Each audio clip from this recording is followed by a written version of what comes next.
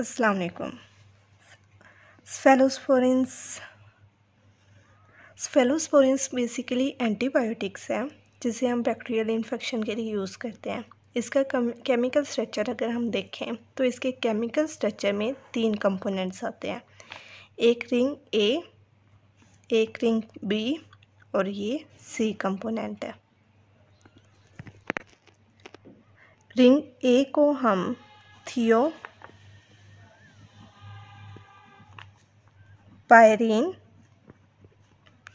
या डायहाइड्रोथियोजीन कहते हैं, एजीरीन कहते हैं। जबकि रिंग बी को बीटा लैक्टम कहते हैं। और जो सी कंपोनेंट है उसको अमाइनो ग्रुप कहते हैं। अब मैं आपको कॉन्सेप्ट देती हूँ थियोपाइरीन का। ठीक है, अगर हम एक 6 मेंबर रिंग सिंपली विड्रॉ कर दें और उसमें यहाँ पे नाइट्रोजन और H लगा दें तो इसको हम नाम देते हैं एजीरेनो। लेकिन अगर इसी रिंग में हम इस पोजीशन पे सल्फर ऐड कर दें तो इसको नाम दे देंगे थायो एजीरेनो। और इस एजीरेनो को पुराने वक्तों में हम पाइरेन का नाम भी देते थे। तो इस तरह इसका नाम बन जाएगा थियो एजीरेनो के अलावा थियोपाइरेन।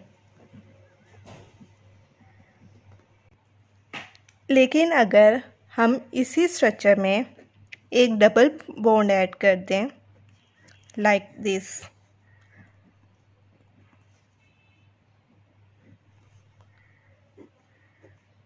इस पोजीशन पे, तो इसका नाम हो जाएगा थियोपाइरीन या थियो एजीरीन।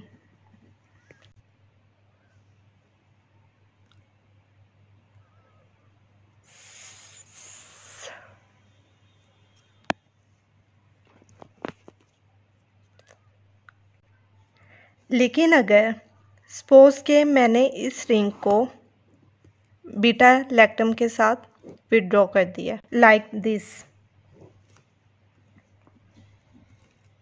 ये बीटा लैक्टम का स्ट्रक्चर ड्रॉ कर रही हूँ थायो एजीरेन या थायोपाइरेन के साथ, और वो इस तरह होगा।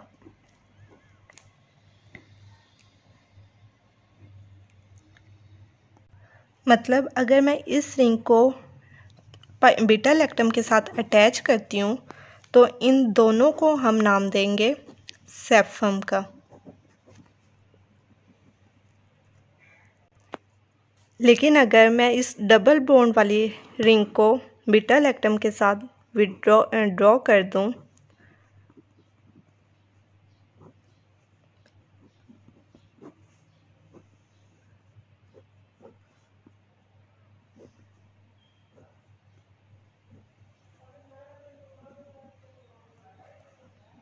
ये डबल बॉन्ड था यहाँ पे, तो इसी स्ट्रक्चर को अगर मैं बीटा लैक्टम के साथ कर देती हूँ ड्रॉ, तो उसका नाम सेफम की बजाय सेफम का सेफम जो ये वाला स्ट्रक्चर, सेफम वाला स्ट्रक्चर आप इस रिंग में देख सकते हैं। मतलब थियोपाइरीन और बीटा लैक्टम को कलेक्टिवली हम सेफम कहते हैं। चले मैं एक दफ़ा दोबारा से आपको इस स्ट्रक्चर का कॉन्सेप्ट देती हूँ। ये ओवरऑल स्ट्रक्चर हमारे पास स्फेलोस्पोरिन्स का है। इस रिंग को हम थियोपाइरीन कहते हैं, इसको बीटा लैक्टम कहते हैं और इसको अमाइनो कहते हैं। और थियोपाइरीन और बीटा लैक्टम को कलेक्टिवली सेफम का नाम दिया गया। इन दोनों स्ट्रक्चर को कलेक्टिवली नाम सेफम कर दिया गया। और स्फेलोस्पोरिन के केमिकल नेम क्या है? 7 अमाइनो। स्फेलोस्पोरिन का जो सा वो केमिकल नेम है 7 अमाइनो स्फेलोस्पोरेनिक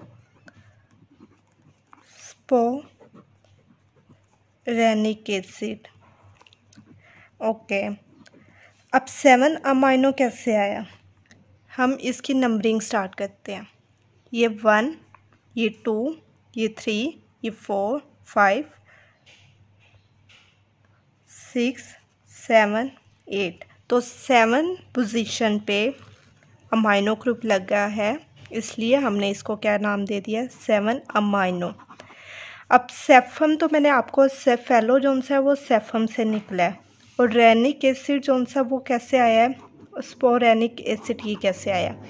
एक तो हमने R2 ये इसकी वजह से, और दूसरा यहाँ पे एक एसिड ग्रुप प्रेजेंट है 4 पोजीशन पे।